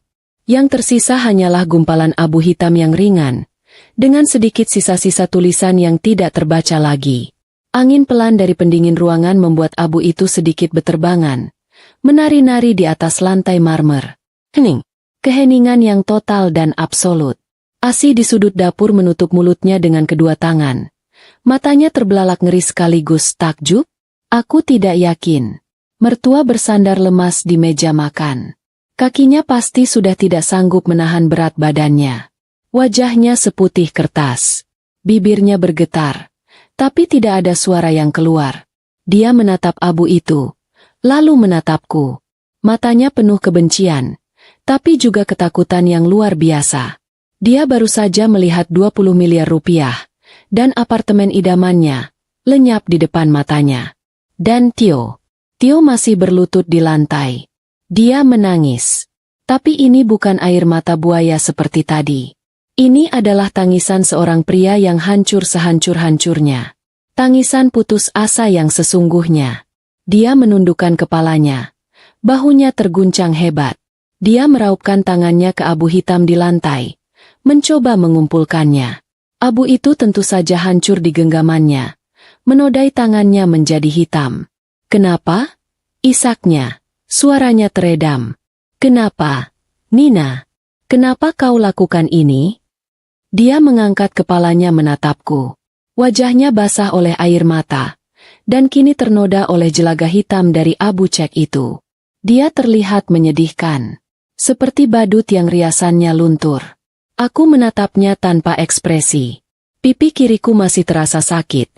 Tapi hatiku terasa sangat puas. Kenapa? Ulangku dengan nada tenang. Aku berjalan pelan mendekatinya. Berjongkok di depannya. Di antara dia dan sisa-sisa abu harapannya. Aku menatap lurus ke matanya yang hancur. Karena aku bisa, Tio, bisiku. Aku lalu tersenyum. Senyum yang paling tulus yang kuberikan padanya dalam setahun terakhir. Karena kau bilang aku miskin dan tidak berguna. Lanjutku. Aku hanya ingin menunjukkan padamu betapa mahalnya harga seorang wanita miskin tak berguna sepertiku. Aku menepuk-nepuk pipi kanannya, sisi yang tidak terbakar, dengan lembut, seolah sedang menenangkan anak kecil. Tanganku yang habis memegang korek api meninggalkan sedikit noda hitam di pipinya. Lagi pula, tambahku, sambil melirik abu di lantai. Itu kan cuma kertas. Gampang sekali terbakar. Kau seharusnya tahu itu. Kau kan pebisnis. Aku berdiri. Aku memandang mertua, yang balas menatapku dengan tatapan kosong. Aku memandang Asih, yang masih membeku. Nah, kataku, sambil membersihkan tanganku dari debu korek api. Pertunjukan kembang apinya sudah selesai. Aku menatap Tio yang masih berlutut di lantai, menangisi abu. Sekarang, kataku, suaraku kembali tegas dan dingin. Kita bicara soal perceraian. Syok berat mereka baru saja dimulai. Kata, perceraian, menggantung di udara dapur yang bau hangus itu. Rasanya lebih berat dan lebih padat daripada asap dari cek yang terbakar. Tio, yang masih berlutut di atas lantai marmer, berhenti menangis. Dia mengangkat kepalanya perlahan-lahan. Wajahnya yang ternoda jelaga hitam dan air mata kering itu kini menampilkan ekspresi baru. Kebingungan yang berubah menjadi kemarahan putus asa. Perceraian? Ulangnya. Suaranya serak dan tidak percaya. Dia mencoba tertawa. Tapi yang keluar hanyalah suara seperti orang tersedak. Cerai? Kau mau menceraikan aku? Hah? Kau pikir kau siapa? Nina? Kau tidak punya apa-apa. Kau tidak punya bukti. Kau. Dia berhenti. Matanya melesat ke arah ibunya. Dia baru sadar. Ibunya. Ponsel itu. Mertua, yang tadinya bersandar lemas di meja, langsung menegakkan badannya. Wajahnya yang seputih kertas kini dihiasi bercak-bercak merah karena panik. Tio, jangan dengarkan dia. Katanya, suaranya gemetar. Nina, kamu jangan gegabah. Nak, ini masalah rumah tangga. Bisa dibicarakan baik-baik. Jangan bawa-bawa kata cerai. bicara baik-baik. Aku memotong ucapannya. Nada suaraku tetap tenang, tapi dinginnya mungkin bisa membekukan air kopi yang tersisa di lantai. Seperti Tio bicara, baik-baik, tadi pagi, dengan siraman kopi panas di wajahku, atau seperti ibu, yang bicara, baik-baik, di belakangku, merencanakan pemerasan dengan anak ibu sendiri. Wajah mertua langsung kaku. Dia tahu, aku tahu.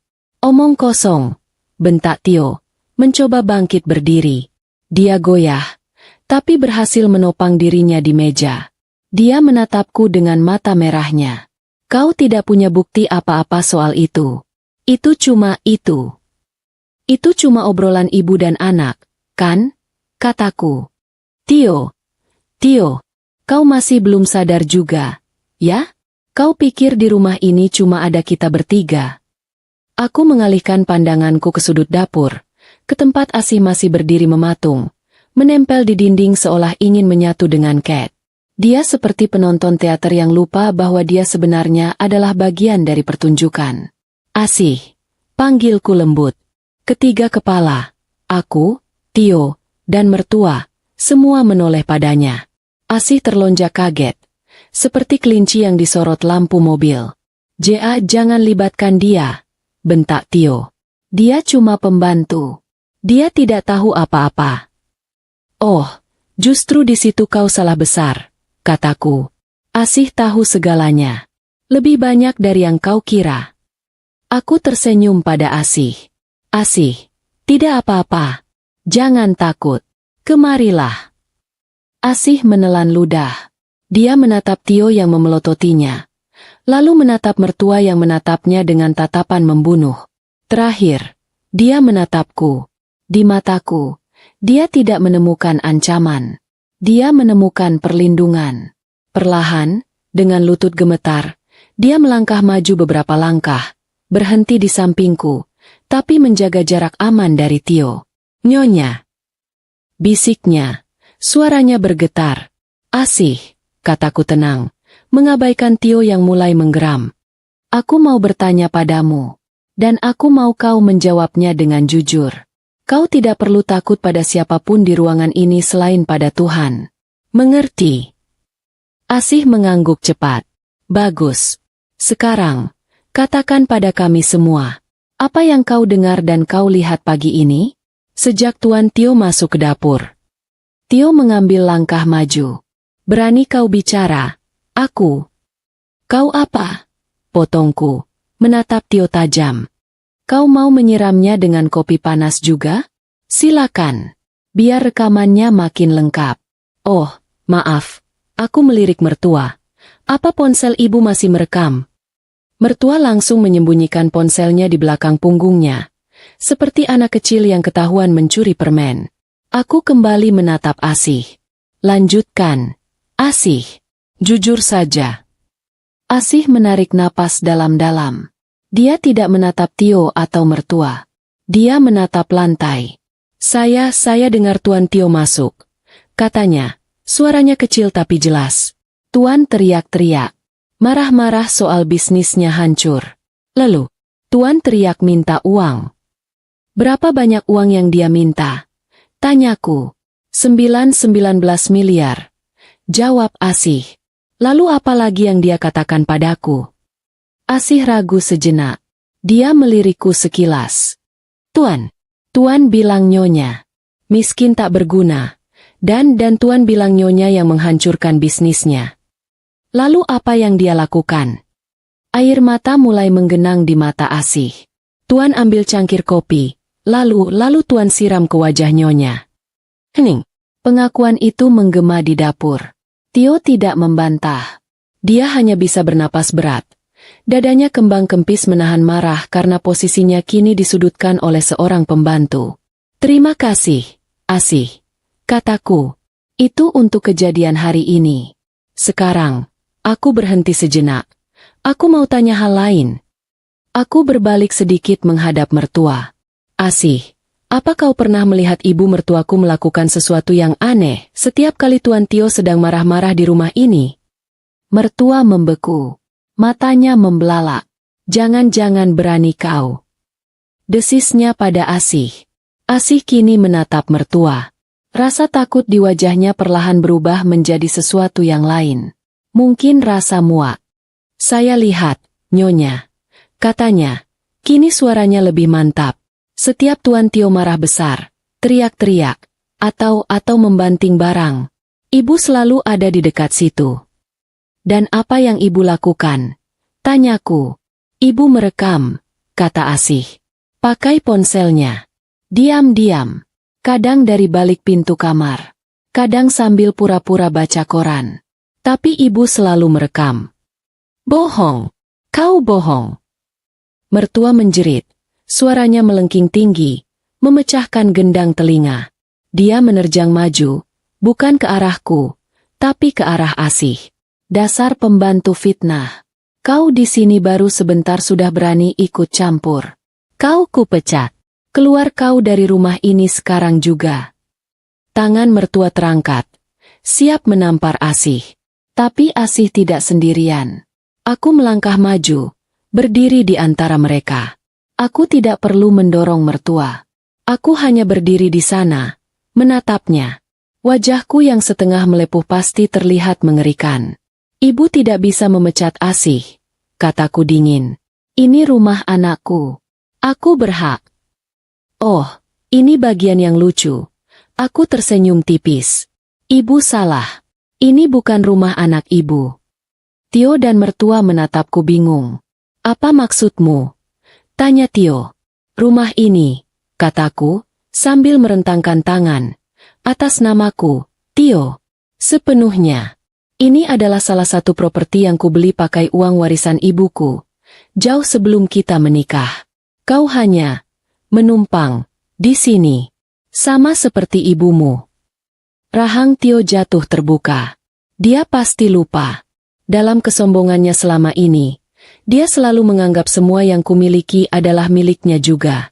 Dia lupa detail kecil di surat pranikah kami.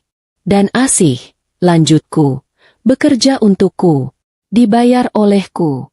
Jadi, satu-satunya orang yang bisa memecatnya adalah aku.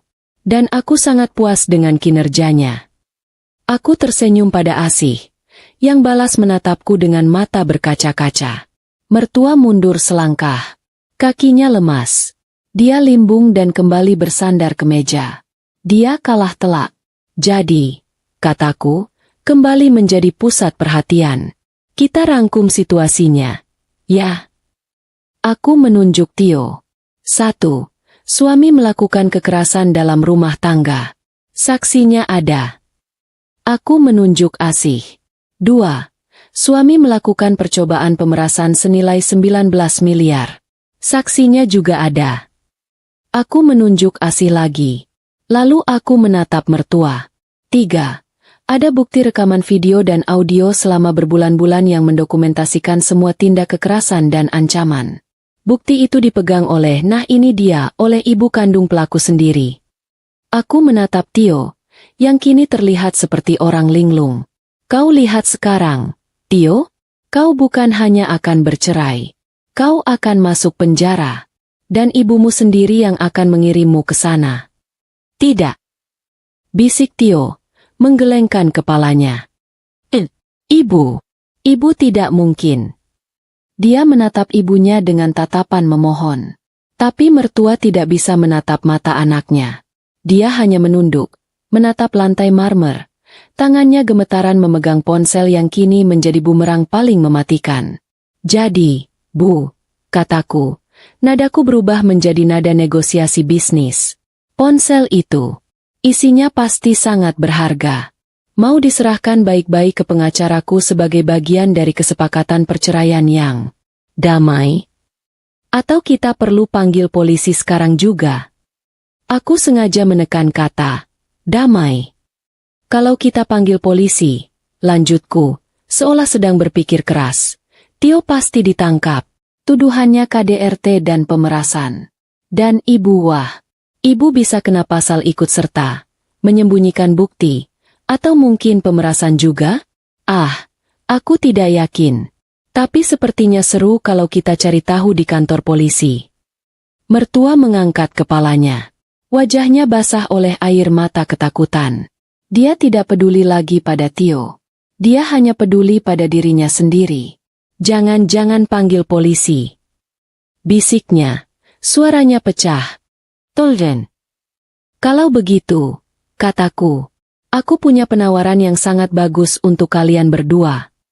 Aku menatap Tio yang hancur. Lalu mertua yang ketakutan. Aku akan panggilkan taksi, kataku. Bukan untukku. Untuk ibu mertuaku. Aku tersenyum. Kalian berdua bisa pergi dari rumahku sekarang juga. Anggap saja ini malam pengusiran. Setelah bara api cek senilai 20 miliar itu menjadi abu di atas piring kristal, suasana di ruang keluarga terasa jauh lebih dingin daripada udara malam di luar.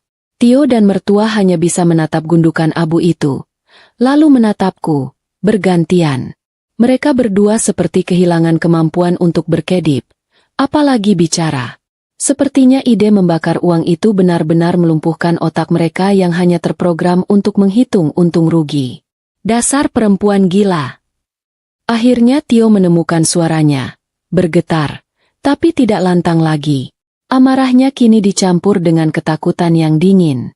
Kau tahu apa yang baru saja kau lakukan, Nina? Kau membakar masa depan kita. Bisnisku, rumah ini, semuanya. Aku menyandarkan punggung ke sofa, menyilangkan kaki dengan santai. Aku meneguk teh yang sudah mendingin, merasakan manisnya melumasi tenggorokan yang sempat tercekat. Masa depan kita? Hei, Tio. Aku menunjuk abu di meja dengan dagu. Itu bukan masa depan kita. Itu masa depanmu. Dan aku baru saja membelinya. Lalu membuangnya. Kau gila. Mertua maju selangkah, menunjukku dengan tangan gemetar. Uang sebanyak itu. Kenapa? Kau mau balas dendam? Kami minta 19 miliar. Kau bakar 20 miliar. Itu namanya bunuh diri. Aku tertawa. Ya, aku tertawa. Sebuah tawa kecil, yang kurasa paling tulus yang pernah keluar dari bibirku selama setahun terakhir ini. Tawa yang sangat natural. Bunuh diri, ibu bilang? Oh, tidak, Bu. Itu namanya tebusan. Aku meletakkan cangkir teh. Aku membayarmu berdua untuk kebebasanku. Dan sekarang, kebebasan itu sudah lunas. Senyumku menghilang. Mataku kini sepenuhnya tajam. Aku menatap lurus ke arah Tio. Tio, kita cerai. Kataku, tanpa intonasi, senyata aku mengucapkan kata, lapar. Dampak dari dua kata itu, kita cerai, jauh lebih besar daripada melihat 20 miliar menjadi debu. Wajah Tio langsung memucat, seperti semua darahnya ditarik ke kaki. Mertua terkesiap, hampir tersandung ke belakang. Mereka tidak pernah benar-benar mengira aku akan berani melangkah sejauh ini. Mereka pikir aku adalah boneka yang hanya bisa menangis dan meminta maaf. Kau tidak bisa, kata Tio. Suaranya kini seperti bisikan. Kau tidak bisa menceraikanku. Aku suamimu. Dan kau tidak punya apa-apa tanpaku. Disinilah kejutan terbesar dimulai. Aku meluruskan punggung, menarik napas panjang, menikmati momen di mana mata mereka berdua menatapku dengan penuh kepanikan. Kau yakin? Aku menghela napas. Baik, mari kita bicara soal uang dan harta. Aku menjelaskan dengan tenang, seolah sedang membaca laporan keuangan. Kau ingat setahun yang lalu, saat kakekku meninggal, dan kau sibuk mengurus proyek baru? Kakekku meninggalkan warisan untukku. Warisan tunai. Tio mengerutkan kening. Warisan? Kakekmu hanya punya rumah tua di desa. Benar. Tapi dia menjualnya 3 bulan sebelum meninggal, dan semua uangnya, ditambah sebagian besar tabungannya, dia pindahkan ke rekening atas namaku. Jelasku. Rekening yang tidak pernah kau tahu. Yang tidak pernah kau sentuh. Mata mertua membulat. Berapa jumlahnya? Aku tersenyum tipis. 25 miliar rupiah. Seketika, mertua terhuyung. Tio terlihat seperti baru saja ditinju. Angka 25 miliar membuat angka 19 miliar yang dia tuntut terdengar menyedihkan. 25 miliar itu warisan pribadi yang kudapatkan saat kita belum menghadapi masalah finansial ini. Itu bukan dari hasil bisnis kita, Tio. Itu harta bawaanku, lanjutku. Dan cek 20 miliar yang baru saja kubakar? Itu kucairkan dari rekening warisan itu. Jadi, kau benar, itu memang uangku. Aku membakar uangku sendiri. Uang yang seharusnya bisa membuatku hidup nyaman tanpamu. Tio menunjuk ke abu itu dengan jari gemetar. Jadi, kau membakar 20 miliar. Kenapa? Kenapa kau tidak berikan saja padaku? Aku bisa menyelamatkan bisnisku. Aku suamimu. Karena kau berbohong. Jawabku, suaraku menajam. Kau bilang 19 miliar itu akan menyelamatkan bisnismu. Kau menyiram kopi panas ke wajahku, kau mengancam, dan kau menyebutku, miskin tak berguna, dan penghancur bisnis. Dan lagi, aku menatap mertua, ibu merekamnya. Kini aku memainkan kartu mertua. Aku tahu, Tio lebih takut pada rekaman mertua daripada pada uangku. Kalian berdua berusaha menjebakku, kan? Tio menjebakku agar memberimu uang, dan ibu merekam kegilaan Tio agar dia punya bukti untuk menjatuhkan Tio seandainya dia sudah tidak berguna lagi. Aku menggeleng. Sungguh, kerjasama yang indah. Dua serigala dalam satu kandang. Tapi, dengan membakar cek 20 miliar, aku melanjutkan. Aku mengirimkan pesan, uang tidak akan menyelamatkanmu. Aku lebih memilih bebas daripada kau kaya. Uang 20 miliar itu adalah harga yang kubayar untuk melihat kalian berdua syok, menyadari bahwa kalian baru saja kehilangan ATM yang kalian kira tidak akan pernah mengering. Tio jatuh terduduk di kursi, memegang kepalanya. Pemandangan itu jauh lebih memuaskan daripada pembalasan apapun. Dan sekarang, aku berdiri, menunjuk ke arah tangga. Keputusanku sudah final. Kita cerai. Aku akan mengurusnya melalui pengadilan. Dan demi kenyamananmu, aku beri waktu 1 jam. Mertua langsung protes. 1 jam? Kami mau kemana? Kami tidak punya tempat tinggal. Tio tidak punya uang. Aku tersenyum. Senyum ramah seorang tuan rumah yang berhati baik. Oh, kasihan sekali. Tapi tenang, Bu. Rumah ini atas namaku. Mobil yang dipakai Tio atas namaku. Rekening Tio sudah aku bekukan karena dugaan penipuan dan kekerasan dalam rumah tangga. Itu urusan pengacara. Jadi, jawabannya mudah. Kalian pergi. Terserah mau kemana. Aku melihat jam tangan. Sekarang pukul 8 malam. Pukul 9. Aku akan menelepon petugas keamanan untuk memastikan kalian sudah meninggalkan properti ini. Jika tidak, aku akan meminta mereka menyerahkan kalian pada polisi dengan tuduhan perbuatan tidak menyenangkan. Jangan khawatir, aku tidak akan memakai kata maling. Tapi rekaman dari mertua akan membantu membuktikan kekerasan di rumah ini. Mertua menatap Tio dengan mata memohon. Tio mengangkat kepala. Matanya penuh keputusasaan. Dia tahu, ini adalah kekalahan telak. 1 jam, ulangku, sambil berjalan ke dapur, membiarkan mereka berdua merenungkan nasib mereka di depan sisa abu 20 miliar. Aku harus memastikan Asi sudah siap dengan koper kecilnya. Dia harus segera keluar dari sini, sebelum Tio menemukan ponselnya. Aku harus tetap tenang. Ini bukan akhir. Ini baru awal. 30 menit terasa begitu cepat jika kau sedang bahagia, dan terasa begitu lama jika kau sedang diusir. Aku duduk santai di sofa ruang tamu. Sofa yang dulu kupilih bersama Tio saat kami masih penuh harapan palsu. Kaki kiriku kunaikkan ke atas meja kopi. Sementara aku mengompres pipiku yang melepuh dengan es batu yang dibungkus serbet bersih. Asi sudah membawakannya untukku, bersama segelas teh manis hangat yang kini mulai mendingin. Di lantai atas, aku bisa mendengar suara-suara panik. Suara lemari digeser, resleting koper yang ditarik paksa, dan sesekali, suara bentakan tertahan. Sepertinya Tio dan ibunya sedang tidak akur dalam proses berkemas. Aku membayangkan mertua pasti sedang sibuk memasukkan tas-tas bermerek palsunya, Sementara Tio mungkin kebingungan memilih antara kemeja sutra atau sepatu kulitnya. Lucu sekali. Dulu mereka merasa memiliki segalanya di rumah ini. Sekarang mereka harus memilih barang mana yang paling berharga untuk diselamatkan, seperti korban banjir. Tepat 29 menit kemudian, mereka turun. Bukan lagi Tio si pengusaha arogan atau mertua si ratu rumah tangga. Yang turun adalah 2 orang pengungsi yang kalah perang. Tio menyeret 1 koper besar berwarna hitam, dan ibunya membawa 1 koper kabin kecil dan tas jinjing yang menggembung penuh. Wajah mereka bengkak dan kuyu. Mertua tidak berani menatapku. Matanya terus menatap lantai. Tio, sebaliknya, menatapku dengan tatapan kosong.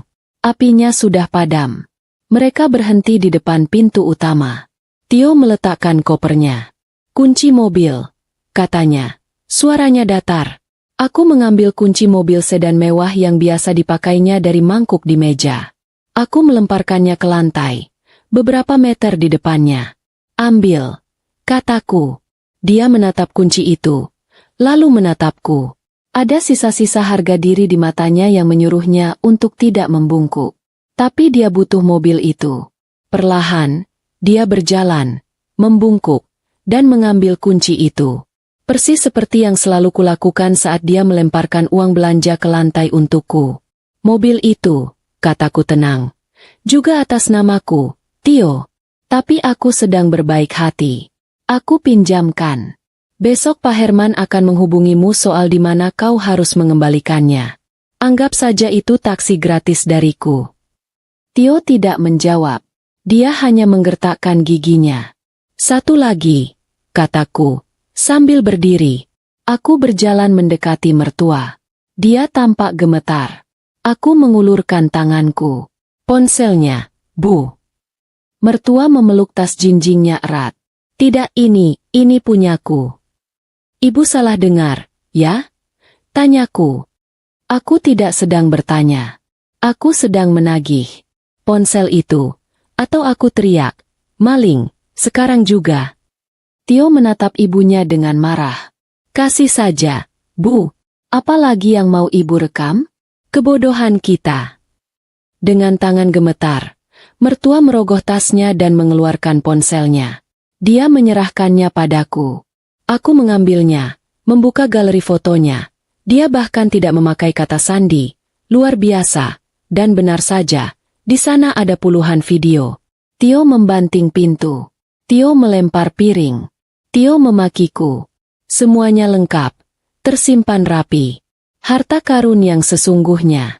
Terima kasih atas kerjasamanya, Bu, kataku, sambil memasukkan ponsel itu ke saku dasterku. Ini akan sangat membantu di pengadilan. Mertua memejamkan matanya, menahan tangis malu. Sudah, kataku, membuka pintu utama lebar-lebar. Silakan. Udara malam ini sepertinya bagus untuk memulai hidup baru sebagai gelandangan. Tio menarik kopernya dengan kasar, membentak ibunya untuk cepat. Mereka berdua berjalan keluar dari pintu rumahku. Aku melihat mereka berjalan di bawah lampu taman yang temaram. 2 sosok yang terlihat sangat kecil dan kalah. Saat Tio membuka pintu mobil, mertua menoleh ke belakang. Dia menatapku. Bukan tatapan marah. Tapi tatapan iri. Dia iri padaku. Aku hanya tersenyum padanya. Senyum seorang pemenang. Lalu, aku menutup pintu. Rapat-rapat. Bunyi, klik.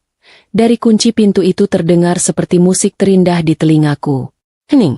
Untuk pertama kalinya dalam setahun, rumah ini terasa hening. Tidak ada lagi bau rokok kretek. Tidak ada lagi suara bentakan. Tidak ada lagi langkah kaki berat yang membuatku cemas. Aku berbalik. Asih berdiri di dekat dapur, menatapku dengan mata berkaca-kaca. Nyonya, katanya pelan. Nyonya hebat. Aku tertawa kecil. Pipiku masih sakit, tapi rasanya sepadan. Kita hebat, Asih. Kita tim yang hebat. Lalu Abu di dapur? Tanyanya ragu. Ah, itu. Kataku, tolong ambilkan pengki dan sapu lidi. Kita bersihkan sampah itu. Sudah waktunya rumah ini bersih-bersih. Malam itu, Aku tidur di kamar tamu. Bukan karena aku takut tidur di kamar utama, tapi karena aku ingin suasana baru. Aku mematikan lampu dan menatap langit-langit. Kisah nyata ini belum benar-benar selesai. Proses perceraian pasti akan panjang. Tapi bagian terberatnya sudah lewat. Aku kehilangan 20 miliar rupiah malam ini. Tapi aku membeli sesuatu yang jauh lebih mahal. Kebebasanku. Aku membeli harga diriku kembali. Dan saat aku membakar cek itu, aku tidak hanya membakar harapan Tio. Aku membakar Nina yang lama. Nina yang penakut. Nina yang miskin tak berguna. Yang tersisa di rumah ini sekarang adalah Nina yang baru. Nina yang memegang semua kartu. Nina yang tahu persis berapa harga dirinya. Dan harganya tidak ternilai. Aku memejamkan mata. Dan untuk pertama kalinya setelah sekian lama, aku tersenyum tulus sebelum tidur. Aku tidak sabar menunggu pagi datang.